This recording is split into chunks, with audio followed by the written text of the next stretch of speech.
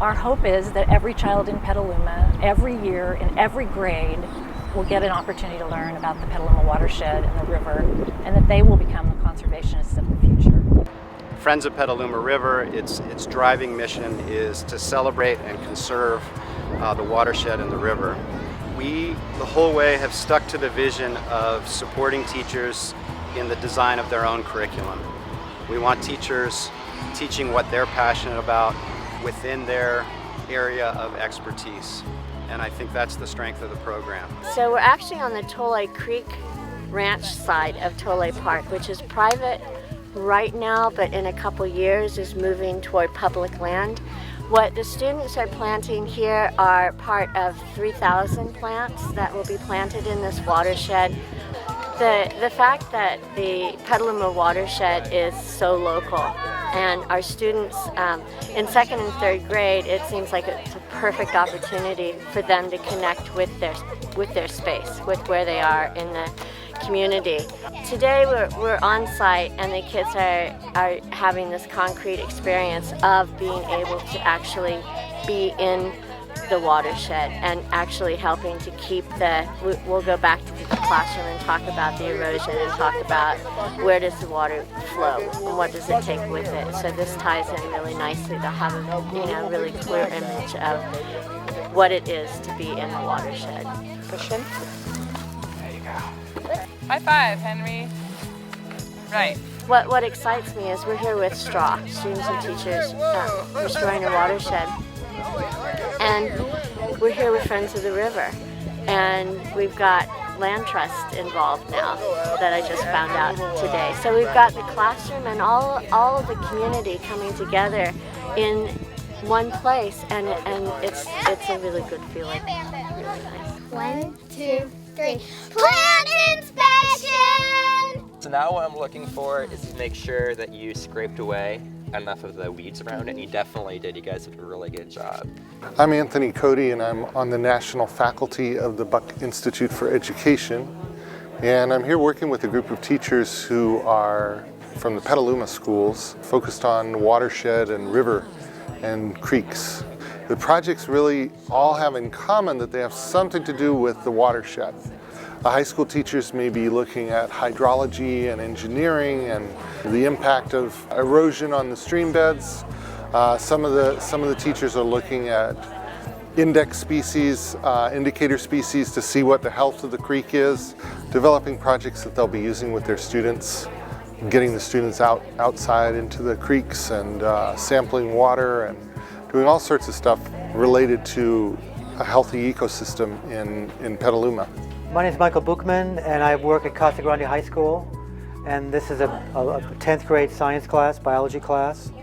We're doing a biodiversity unit. This is about our third week on this unit, and today we're having some students come from Live Oak to look at some of the native plants that we have on campus. Yeah. Sticky monkey flower. Sticky monkey flower. Sticky. Check it out. Number 10 is rosemary. It smells like lemon.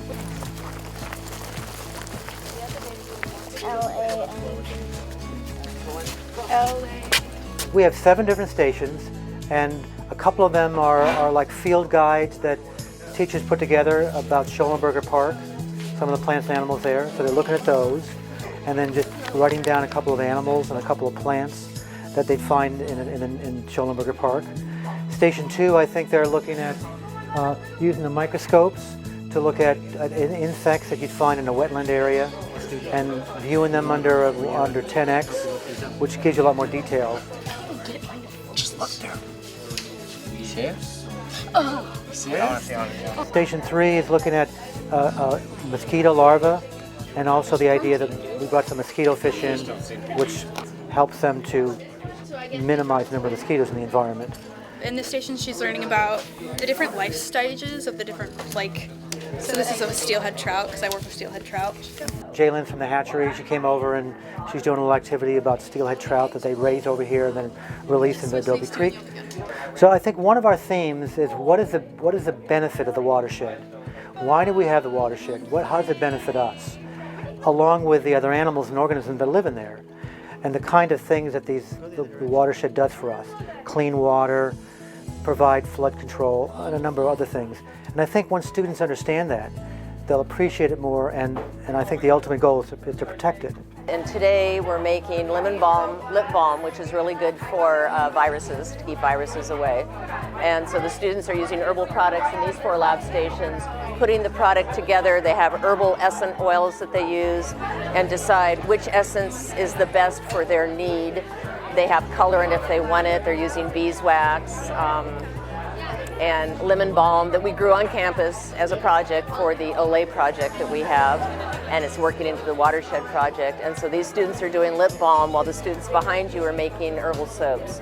And the soaps actually help them. They can choose again from essential oils, and all these essential oils come from plants.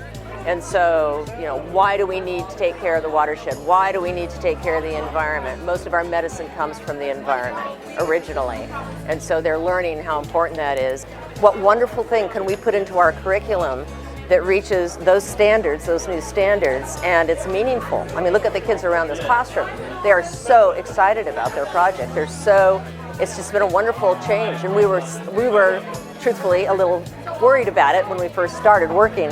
And it's been a lot of time and energy, but it's become this beautiful program that a lot of teachers are saying, what are you doing? What are you doing? What are you doing? And the kids are coming to my room that I don't know, trying to find out what we're doing.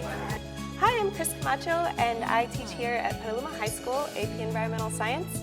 As part of the Watershed curriculum program, our students were working on learning about the water system and learning about water treatment here in Petaluma.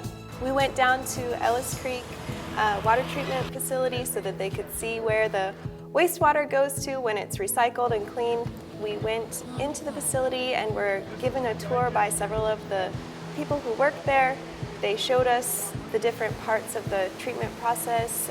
The students got to ask questions. They got to see the lab and experience a little bit of what they do there at the facility. They come back excited about it, and they tell me at the end of the year that that's one of the things that they won't forget. As part of understanding how water gets cleaned and treated, the students created their own mechanical water filters so that they could attempt to just filter water so that it looks cleaner. The students, when they made their own mechanical filters, they researched how to filter water, and some of them brought in materials from outside. We're using cat litter, gravel, and sand to filter out water. So we put the dirtier water in here, and we turn the hot plate on, and then when it boils, the steam rises, the water vapor will rise up through this, and it'll eventually condense up into this, what is it called? We're doing science, man. All of them said that it was much more difficult than they imagined it would be to filter water, even though we were just filtering it, mechanically and just filtering it to a point that it looks cleaner. You're going to have 90 seconds to filter your water, and then we'll see what's in your collection. And pour. It looks like vomit. Don't splash it on me. Come on, baby. The more we run through this, the more it's going to clean out. This one does look clearer. They basically just use rock, sand, and charcoal. I think this one has better clarity than this one. The lab reports and the field trip report that I get after the Ellis Creek trip and the water filtration lab are just phenomenal. The students have such a better understanding of the content that we're trying to cover. Our goal, year 5, year 6, is that every student in Petaluma City Schools and the surrounding school districts, every kid at every grade level would learn some aspect of the river and the watershed. So that grades K through 12, students in Petaluma, their knowledge and appreciation for the river and watershed are deepening and growing, becoming more complex, so that when we graduate in the 12th grade, every student in Petaluma, and each year that's about 750 kids, would be experts in their understanding of the watershed and the river. Back to geoliteracy, these are kids who would really understand how vitally important the river and watershed is to Petaluma, to our future, This is especially true given the reality of climate change and the drought.